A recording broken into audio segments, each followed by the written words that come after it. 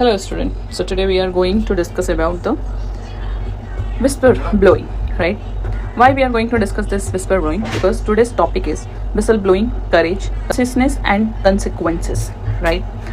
See, in 2021 mains we get a one question in GS paper 4 that is 10 marks and 150 words.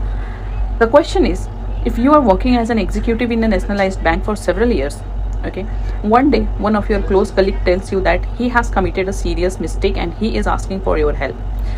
He say that if the higher authority come to know about it, he will lose his job. What will do? Examine the option and evaluate their merits and demerits.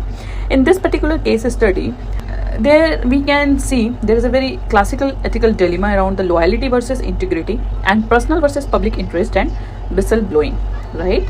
So today we are going to discuss about that, this whistle blowing in ethics, when to speak.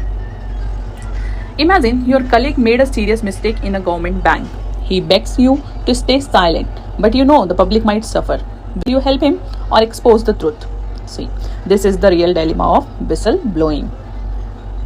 So first have to understand what is whistle blowing. See, whistle blowing is an act of exposing corruption, wrongdoing or unethical conduct within an organization for the larger public interest. In this case study, there is an ethical conflict also. Conflict is public duty versus loyalty to colleague, integrity versus compassion, and rule of law versus relationships. Just link this particular entire data with PSC 2021 question.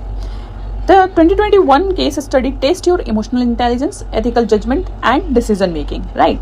So in that particular question, you must show the balance of understanding the colleague's situation, that is the compassion, but act to safeguard the public trust, that is integrity. So what we can take action in a balanced way. So balanced action plan, it means what to write in this particular case study answer.